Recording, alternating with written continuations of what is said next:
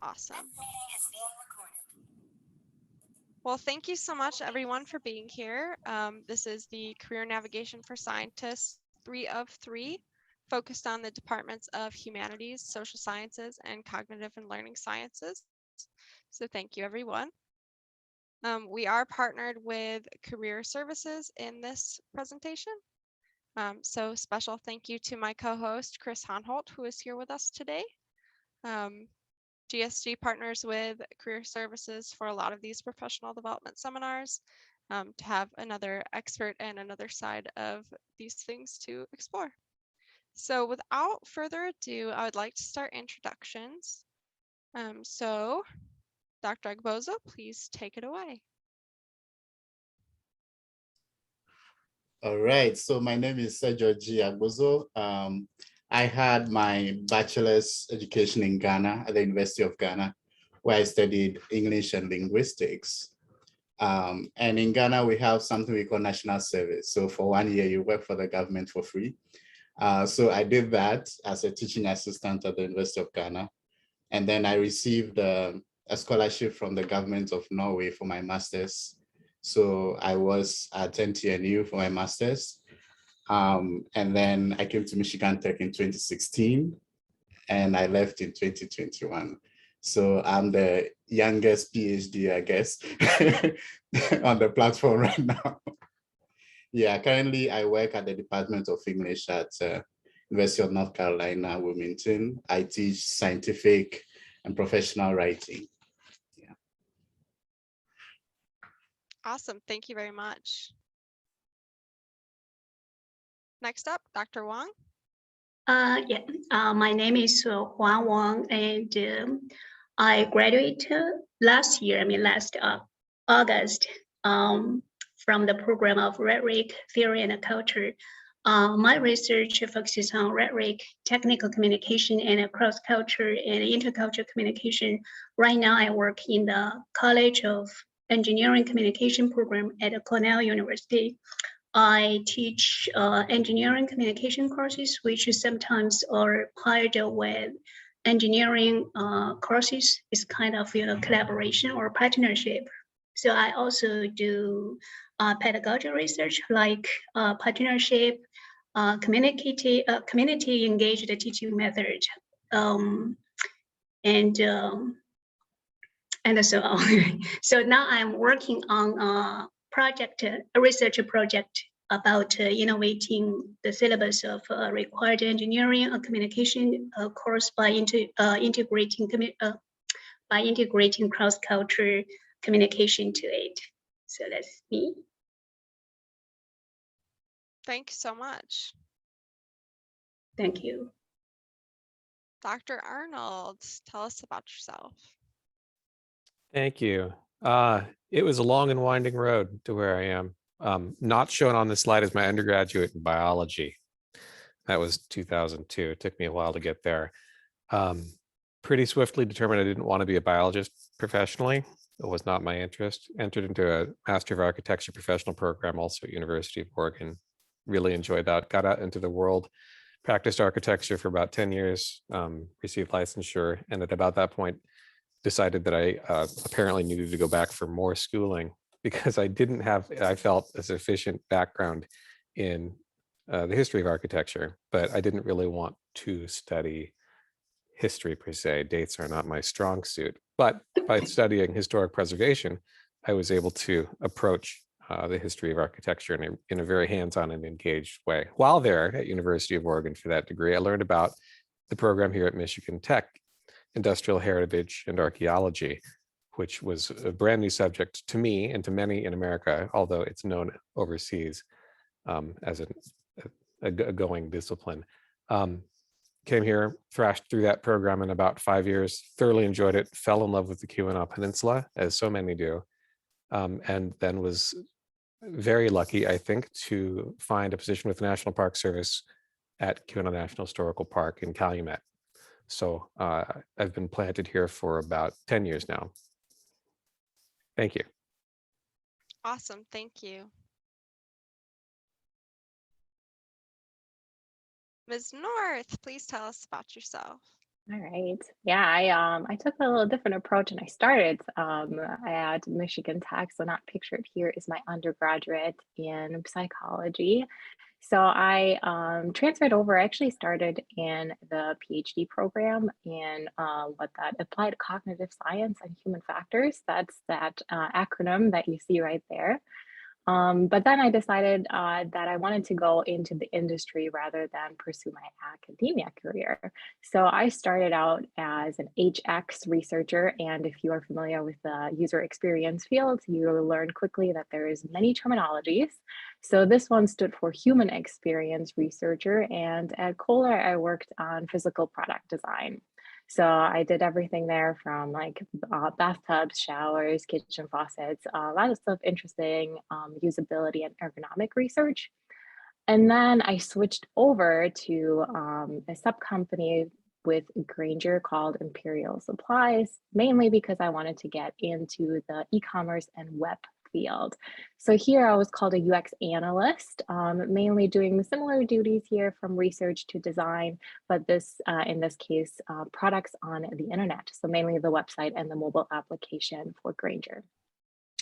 And then just recently I switched over back into a more research focused role with Sleep Number. So again, still in e-commerce on mainly sleepnumber.com for the website, doing user research there for all types of products, as well as future iterations and things that we're looking out for in the future.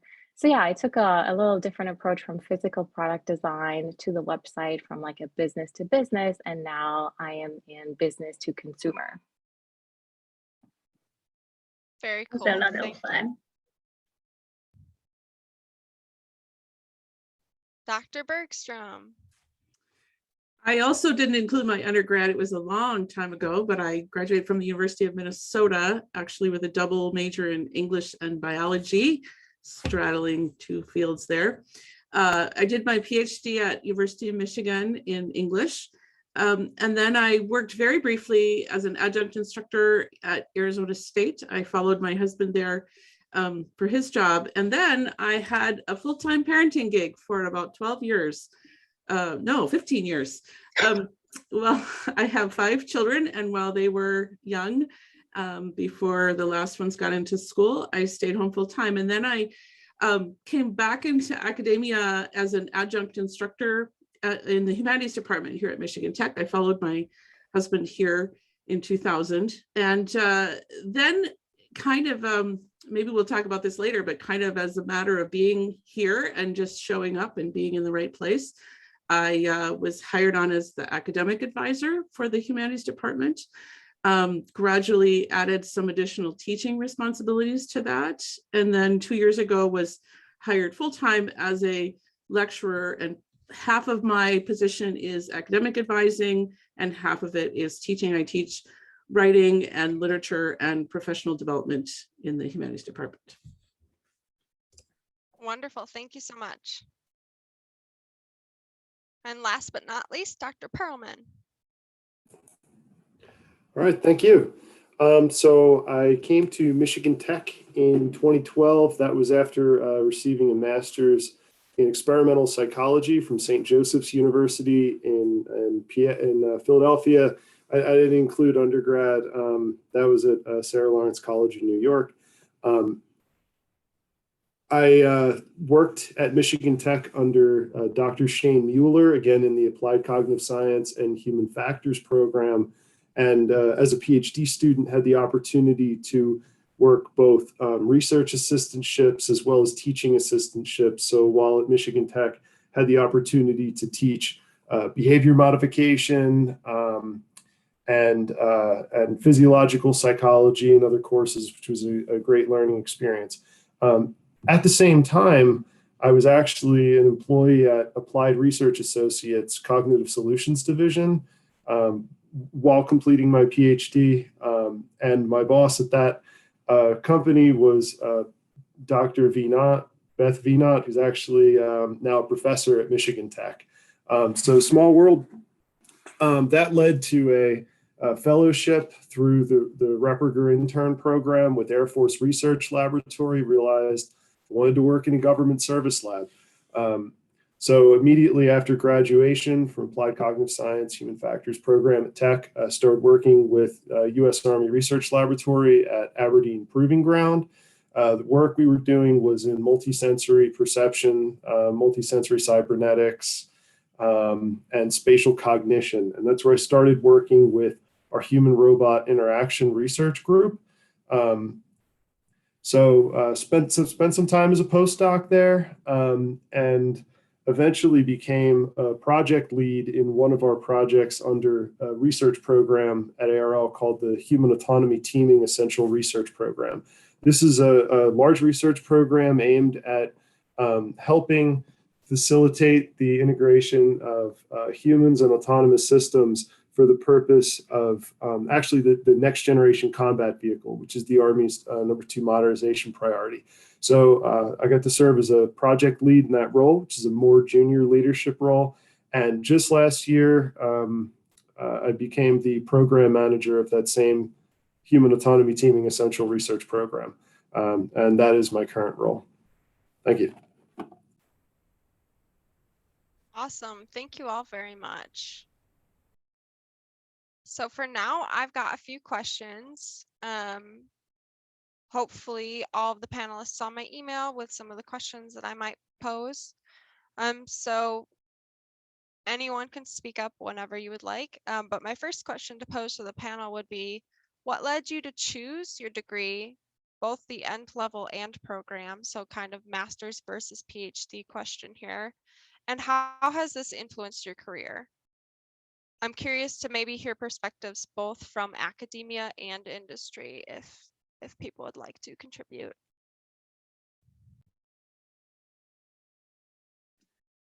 Yeah, I can go ahead and start. So I kind of touched upon it earlier. So I entered as a PhD student, initially thinking that this is the route that I wanted to go. And I think it really takes some exploring, having some internships, both in academia as well as in industry, to kind of learn what you want to do. So ultimately for me, some of the classwork as well as the internship experience really led me into more of the industry. So after I got my master's, then I decided to pursue a full-time career within the industry, and that is where I still am. So I've always known that I wanted to do something, learning more about people interact with people, with programs, with products, literally with anything, just really focusing on how people are really using things within the world and what they're given. So I think that kind of led me to UX, which is a very broad field these days. You can do a lot of things there. So I'm still very happy with where I am. And I think ultimately that was the right decision for me rather than staying in academia.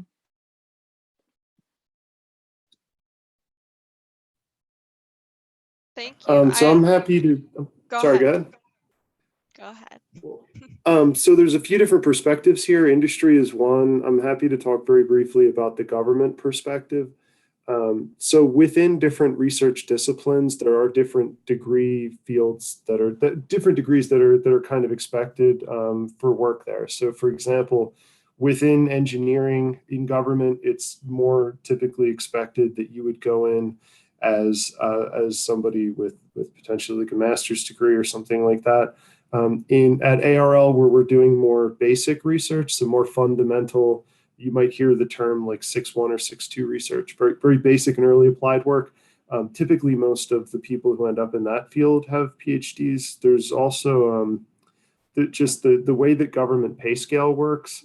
The degree when you're hired that you have dictates what step you can be hired at on the GS system or DB system.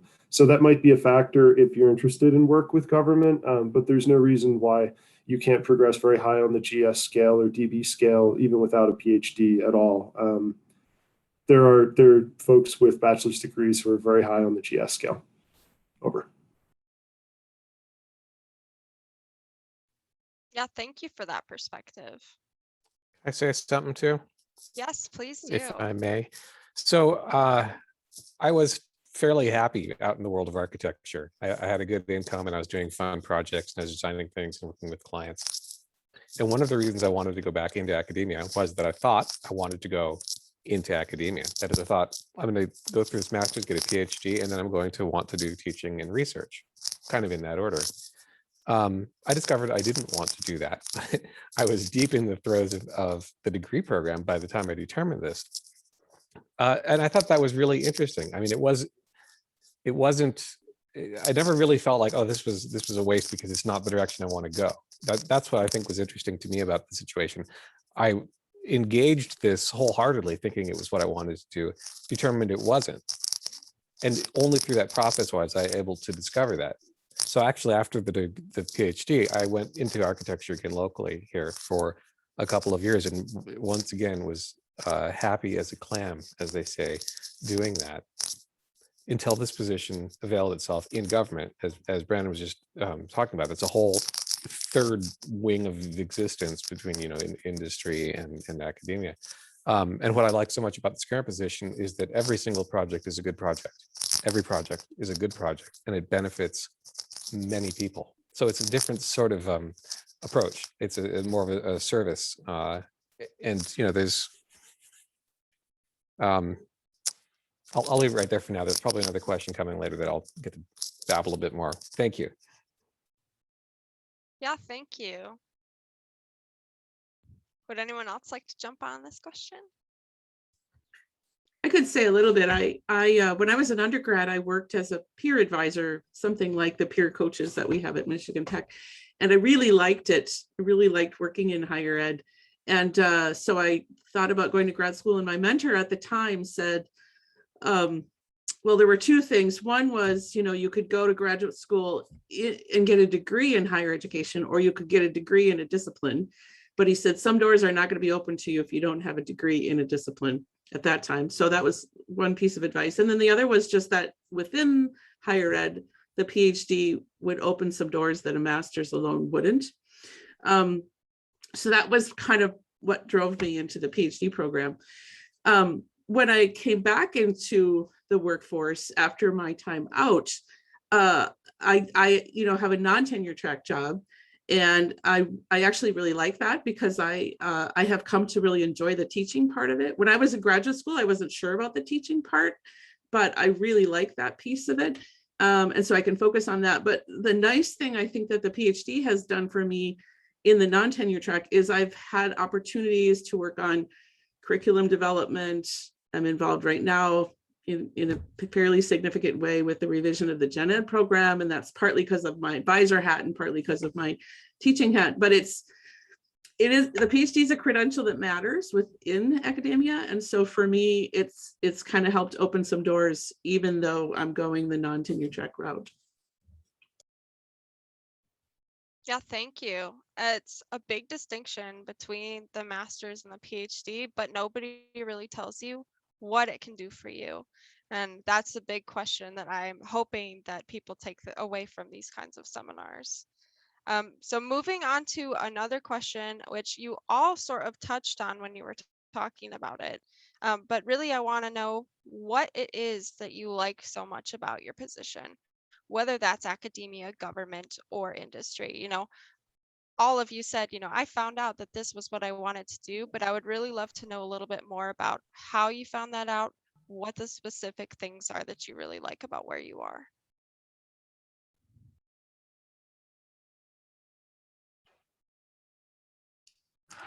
So I'll start this one. I have always been curious about language. So from the time I was growing up, my grandmother would say things like, you don't speak that way, you have to speak this way. And I'll ask why.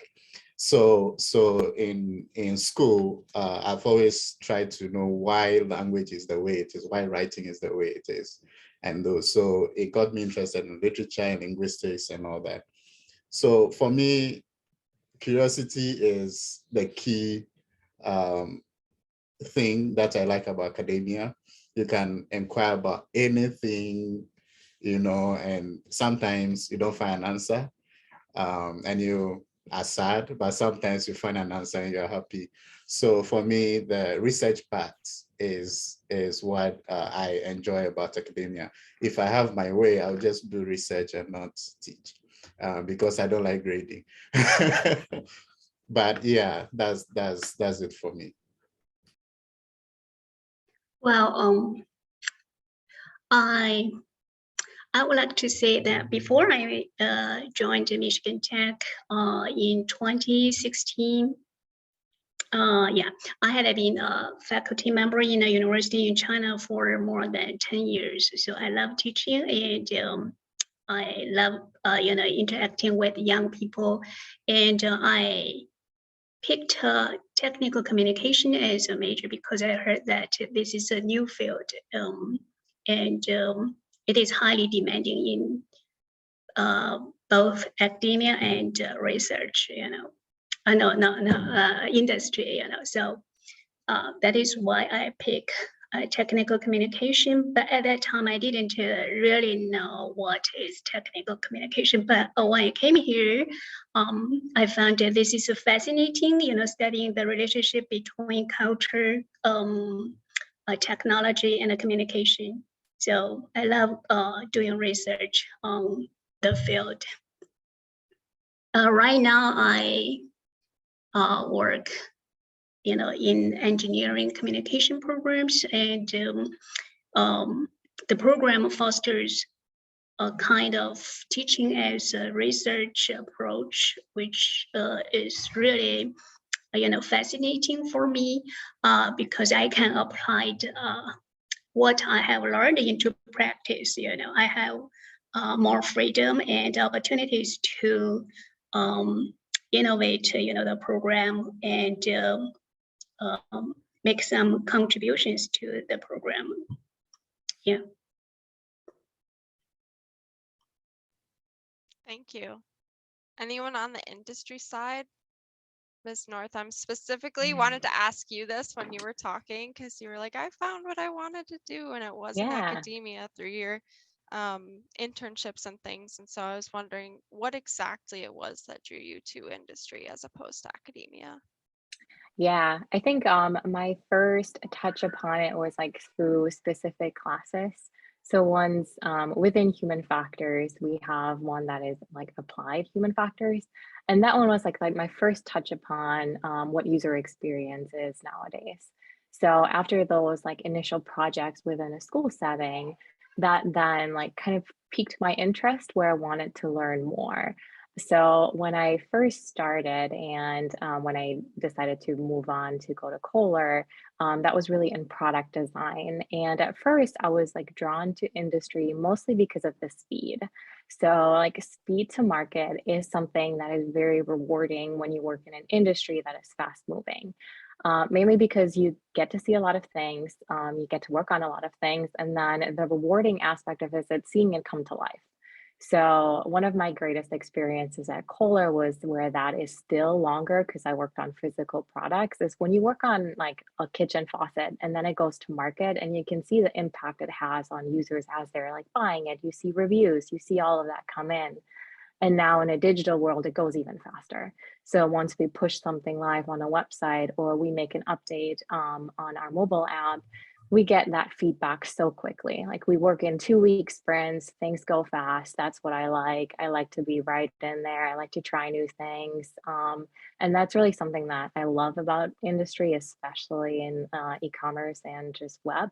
So I would say like it's a combination of both. So like piqued interest through the program itself, and then just mainly trying things out within the careers that I've had, specifically like going from product design to more of like a web focus. Thank you. Would anybody else like to offer their perspectives?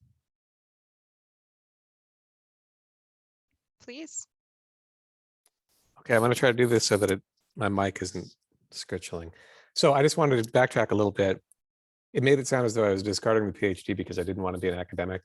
Not at all. What drew me into this current position, I'm the historical architect with the park here, is that it is a perfect synthesis, about as perfect as you could hope for, between all of these studies and things that I've been doing, between architecture and historic preservation and heritage, which is sort of, an engagement of preservation with people. It absolutely prepared me for this position, and it launched me into a higher position right off the bat. the GS level that I was qualified for by virtue of having this PhD. So not only the training and experience of it, but also just the synthesis of a lot of, before that, a lot of sort of diverse, rangy sorts of things really coalesced into this position. Now, I'm not suggesting by any means I'm done. I'll probably do something else in 10 years next time we have this panel, but we'll see what happens. Just wanted to add that. Yeah, thank you. All right, well, at this time, I will open it to the floor. Is there anyone who would like to ask any of our panelists or all of our panelists a question? You can unmute and ask, or raise your hand and I can call on you. And if not, I, of course, have more questions.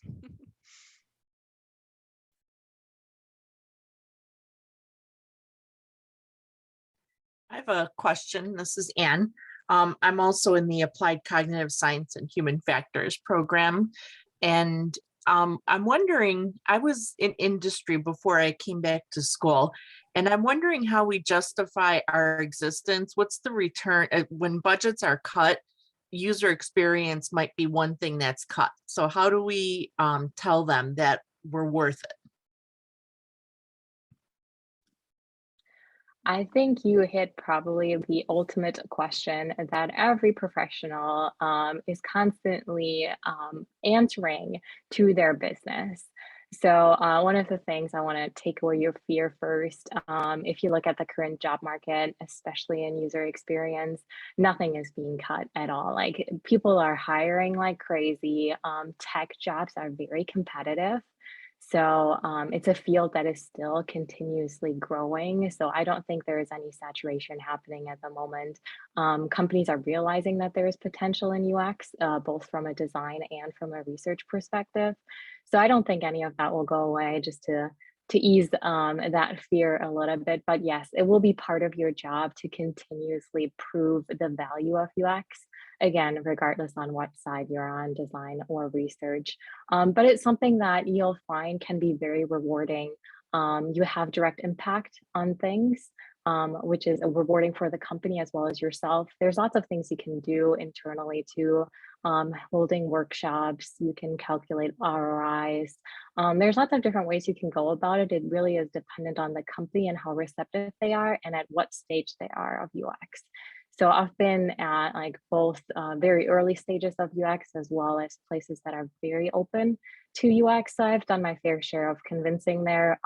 But yeah, it never ends. It's something that you'll learn over time. And it will probably something that is not going away for a while. But yeah, no fear. There's lots of roles available in UX. Thank you.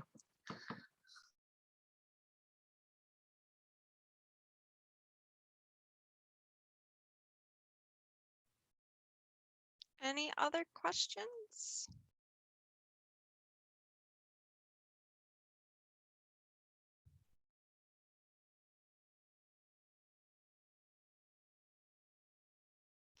Okay, seeing none.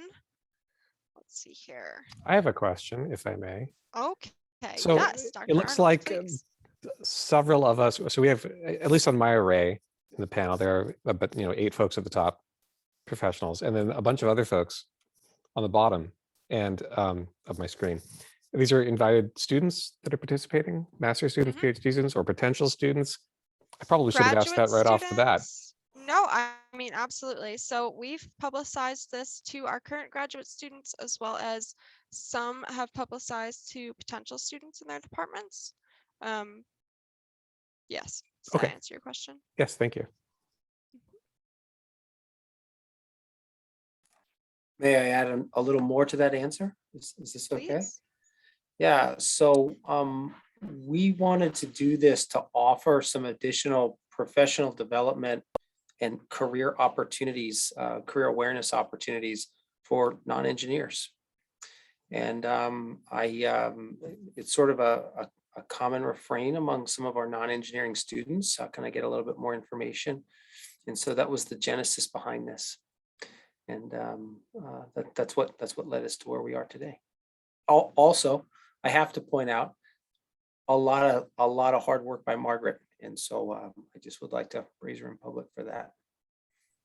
Well, thank you, Chris. Alfred, I see your hand up. Go ahead and ask your question. Yeah, thanks. Sorry, my video isn't on. I've got my kids running around and everything, so. You're totally fine. Yeah. So, hi everyone, I'm Alfred. I'm a fourth-year PhD student in the RTC program, Humanities. And my question, I guess everyone on the panel could give me what their perspective is, but I was wondering, what experiences did you have in graduate school that best prepared you for whatever position that you're in now?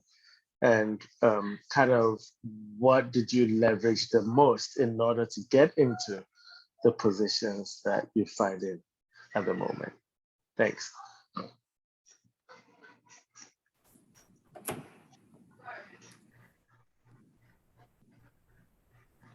I can give it a go. If it is a non-technical answer, however, and it has to do with, this is going to sound so third grade, but trying hard, working hard, doing well, and being nice to everybody all the time, right? That sounds so basic and degenerate, but I would say that the number of positive human engagements and connections that have taken place over the many years that I've been in school, they just keep coming back to one another. And now that I'm in this position that I've been now, I'm working with people who are in private sector, people who are in academia, and people who are also in various government functions. And it turns out a lot of them already know each other, and I know them. And that's incredibly powerful as a network of opportunity, not just for me, but for the projects that I'm working on and in concert with others. So yeah, be careful who you cross, right? I want to jump on that because that's so true too. I think that a lot of what went into my current position is that I knew people or knew people that knew people. And a lot of that for me came from very, very non-professional situations. My kids took swimming lessons with Andrew Storer's kids, and he's the dean of forestry, right? Or I happen to know so-and-so and they knew so-and-so. And when this opportunity came up, I was able to talk to them. So I would just also add that networking happens everywhere, and never discount the value of the people that you know, even if you do not know them in a professional capacity. And I think that for me, because I was interested in academia and we lived in a town where there was a school and I had some connections, it becomes a very small world. And so, being here and available was a big piece of it. So sometimes it's just being there and at the right time and place, and then being able to take advantage of that. And then I think also building. When I started adjuncting, I grabbed a couple of extra opportunities beyond the specific thing I was hired to do. And I, did a little service on the side, and that was appreciated. And then that led to a couple other things. And so I think that willingness to do a little bit more when it can serve your professional purposes as well was really helpful to me.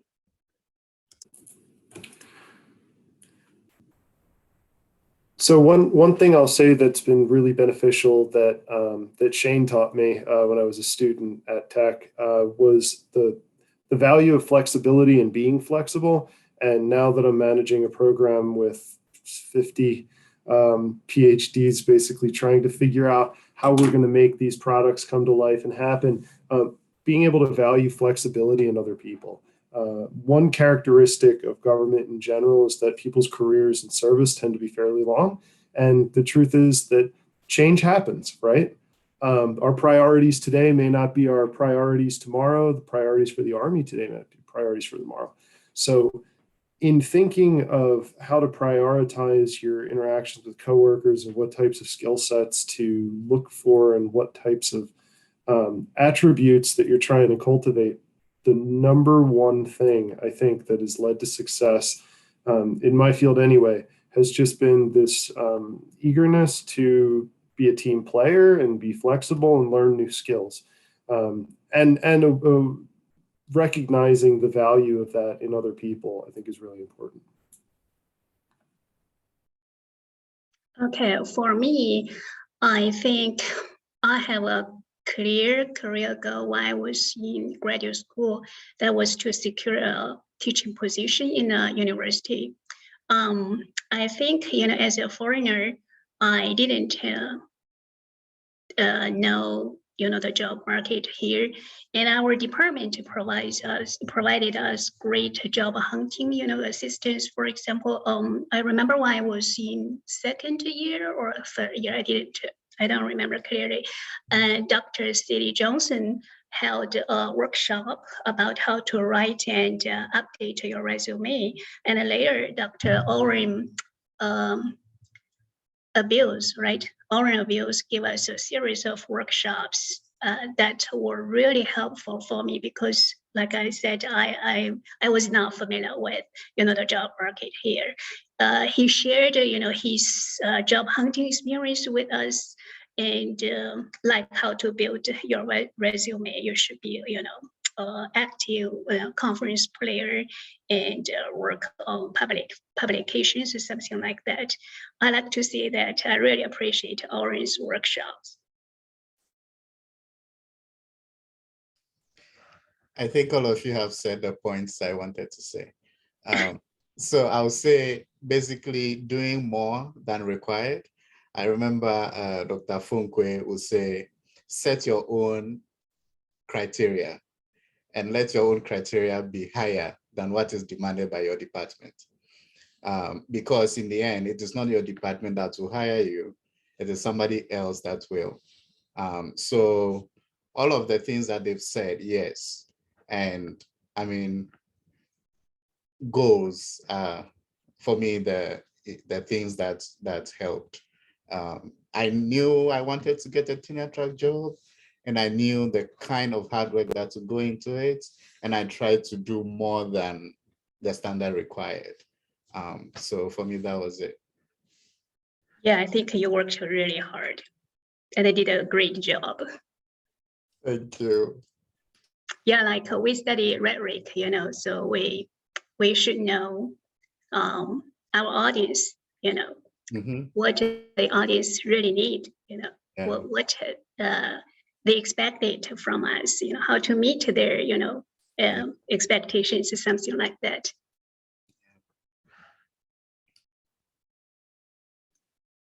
One thing I'll add to is like perseverance. So when I first got my first job right after school, I didn't get it on the first try.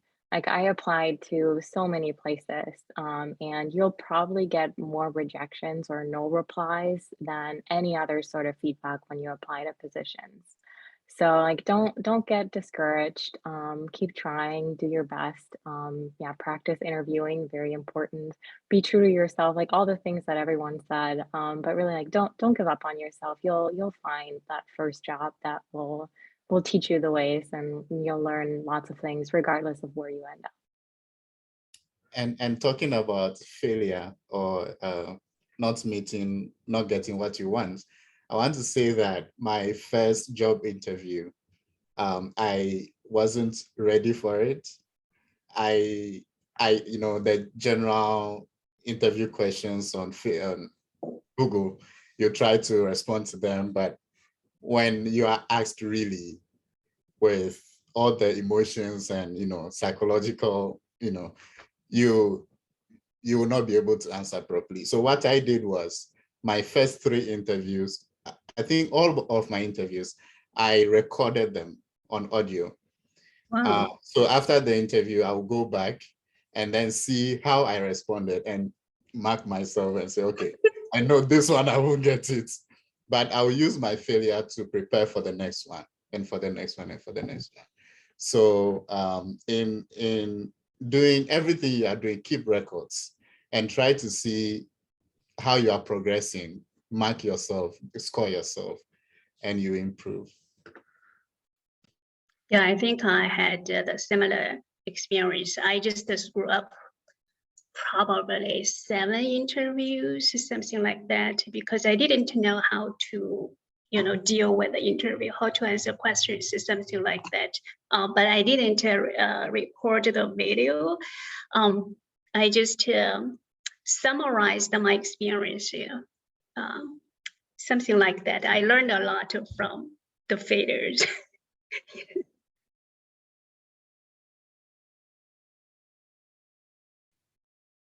Well, thank you all for your input.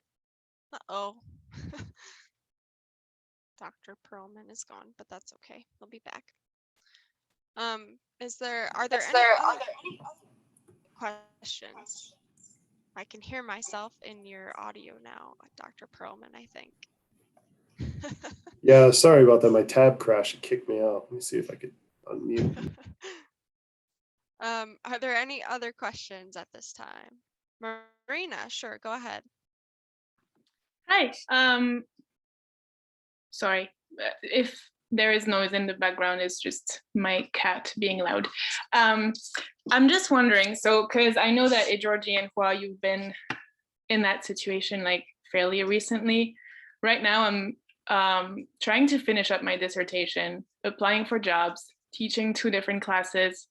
So I'm just curious as to like how you manage that in terms of like prioritizing different tasks, especially as like international students, because we have that kind of pressure to, get a job as soon as you're done if you want to stay in the US.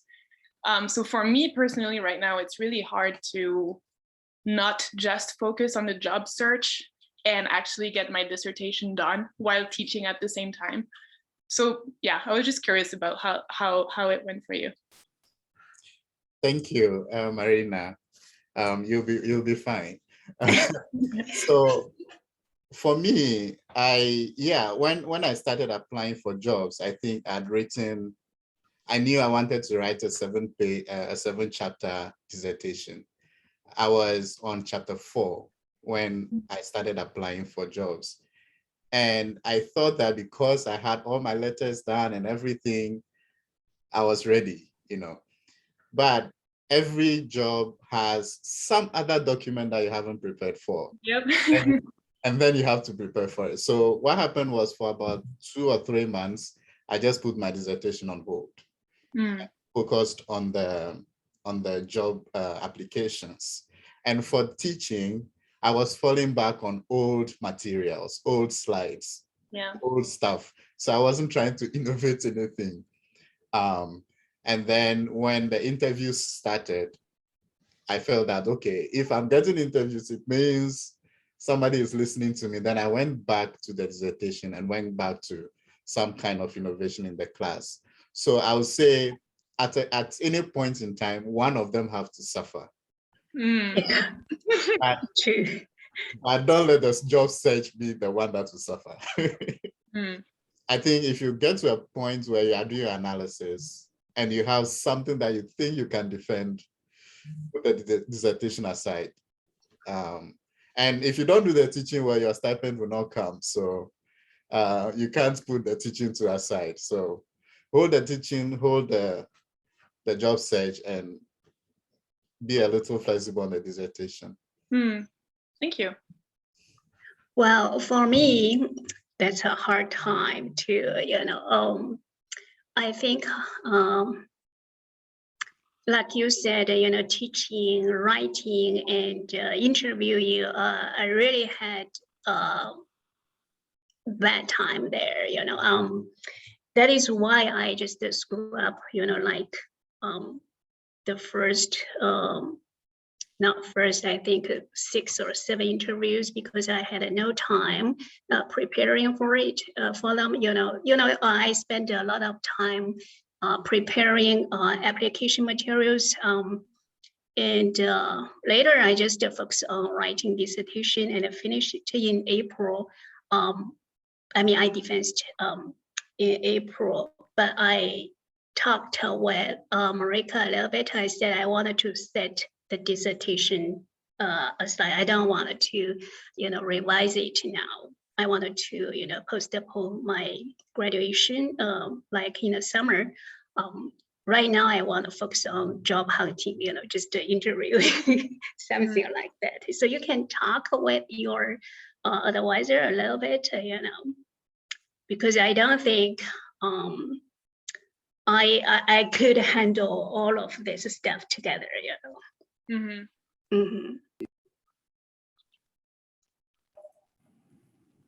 So one thing I just wanted to say in there is to communicate with your advisor and have very well-defined expectations for what your dissertation is ultimately going to look like and prove out and entail, and make sure that you've got all those metrics there, that when you actually go to defend, you're defending a known list of requirements, not an unknown list of requirements, right? So communication is absolutely key, and once you know it, you're not spinning your wheels trying to invest and achieve things that may not be necessary, while compromising on things that your advisor expects. So I'd say communication is absolutely key in there to ensure that you're putting the effort that you have available, because it is finite, into the areas that matter the most. Thank you. Yeah, that's all really good feedback. So thank you all. Are there any other people who would like to ask a question?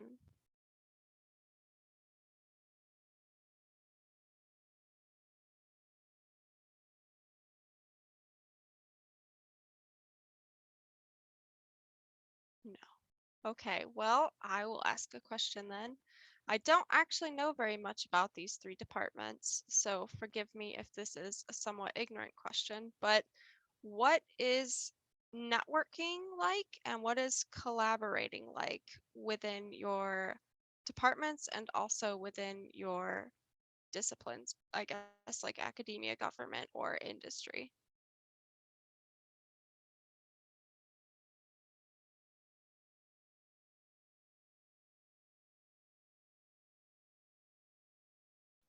I'll start.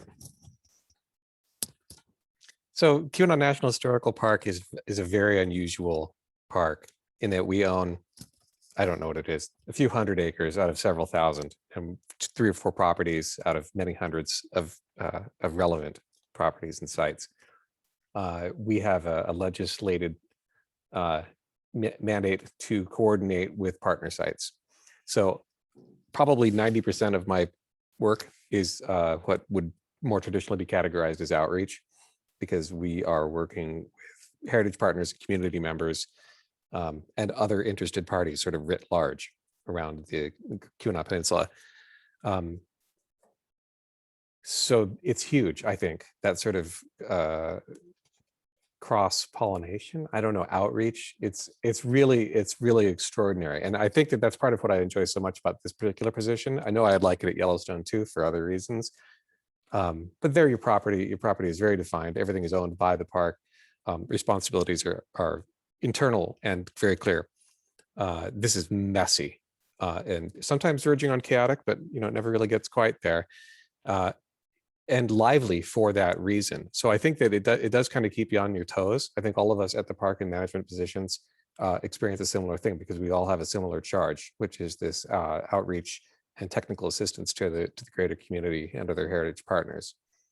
Does that sort of address your question? I just sort of tangentialized that all on my own. Oh yeah, absolutely. Okay. That, it's critical and fun also. And that's so important. Yeah, 'cause I know nothing about your area. So that's great. That's great information. Anyone else? I think for technical communication, that is a little bit different. This major or program teaches students how to produce high quality communication documents. So like in engineering college, so we can pair up with engineering professors, like help the STM major students, to write like proposal report or a memo, something like that. Engineering professors do not teach technical communication, or even they don't know how to, write effective communication documents. So this is our job to help them, teaching students to write high quality technical documents, something like that. So this is just kind of a collaboration. Yeah, Right. it sounds like you can collaborate with pretty much everyone. Yes, yes, that's true. But I also say that, I mean, you have to be proactive in initiating some collaborations. So if I've read a paper that I think has some kind of alignment with my interests, I will email this person and say, oh, I think I like this, but I don't agree with this because my work says this about this.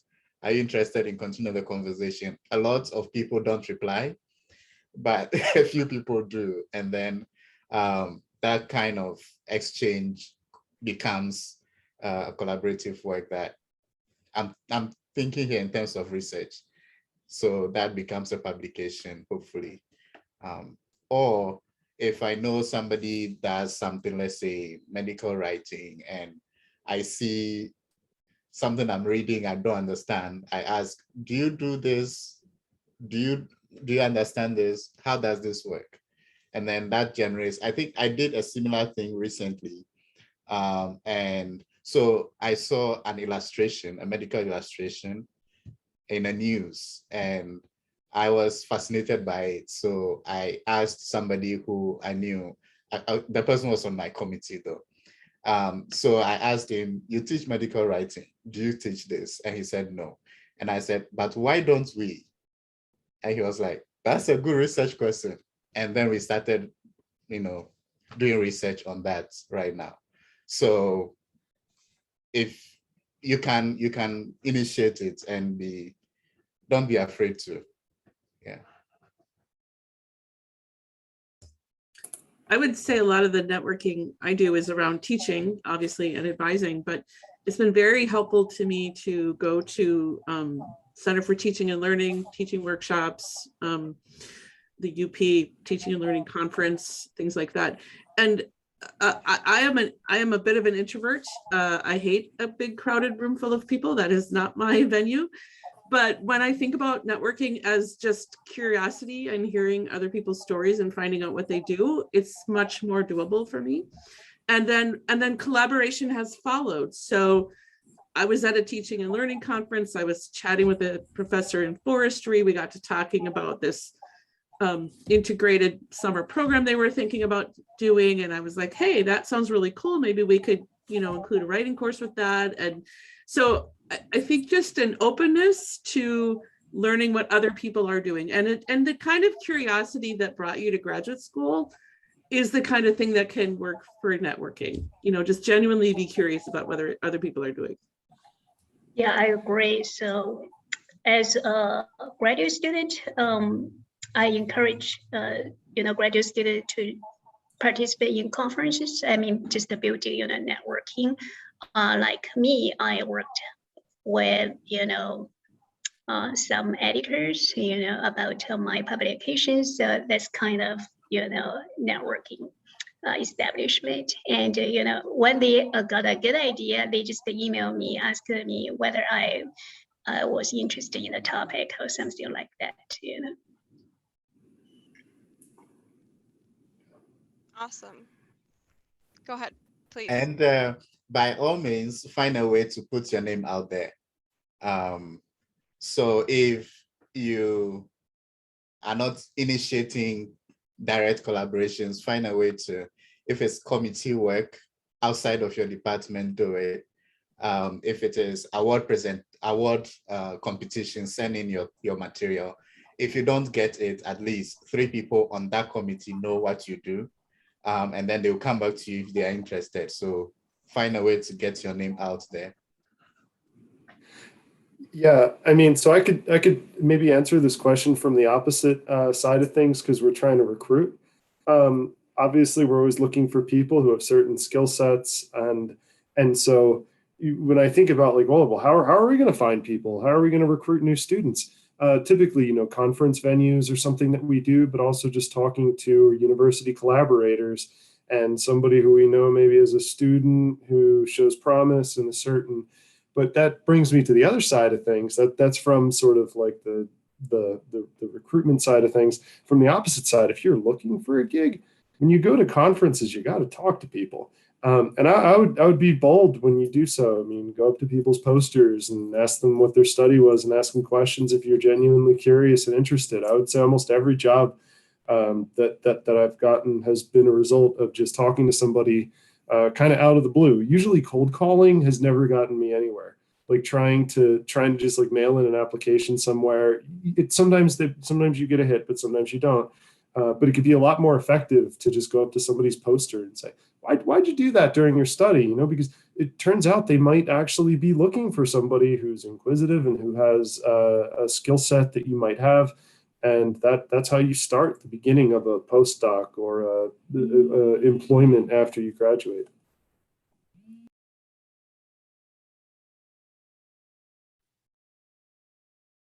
Well, thank you all. Those are excellent tips and very important things to remember when you're trying to meet people and network. Are there any last minute questions from the audience? I have one, if I may. Yes, please. Dr. Perlman mentioned being flexible. Are there other soft skills that we could be working on now that'll help us later in our career?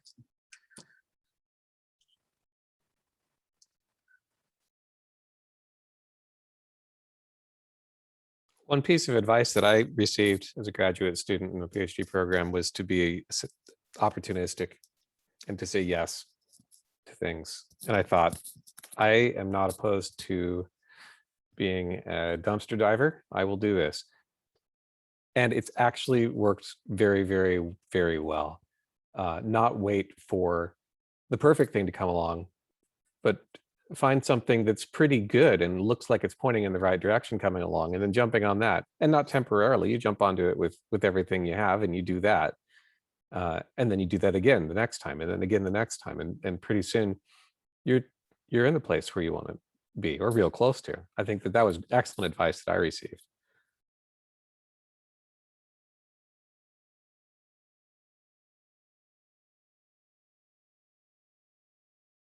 I think for me, part of it too was don't let the perfect be the enemy of the good. You know, before I went to graduate student school, I had a mentor who said, you can really get stuck in graduate school. He said, remember, your goal is to be done. Your goal is to finish. And I don't know if this is maybe particularly true in the humanities, but you know, there's always more you could do on that dissertation. There's always more that could go into it. And there becomes a point where you really just have to finish so you can go on to the next thing. And I managed to sort of keep that in mind as I was going through. And it really was helpful to think, okay, I kind of have to finish this thing, and then I'm going to go on and there'll be another thing, and it doesn't have to be absolutely perfect. So. And I just received a national award for my dissertation. So a week or two ago, I started reading it again, and I saw grammar issues, and I was like, did I really write this? And did they really award me for this? So yeah, it will never be perfect, but you just have to get ahead and finish something. Yeah. Yeah, I think I received the same advice. I remember I was told that dissertation or PhD degree just like kind of passport, you know, when you get it, that means you can step in the academia or, you know, other, you know, fields or something like that. So you are qualified to be a scholar, but you still have a long way to go, you know. Yeah. Yeah, I think that's really good advice and really important to remember that it's a stepping stone to your goal, right? Yes. So yeah, that's very valuable. Well, I want to be mindful of everyone's time, so I'm going to stop the recording.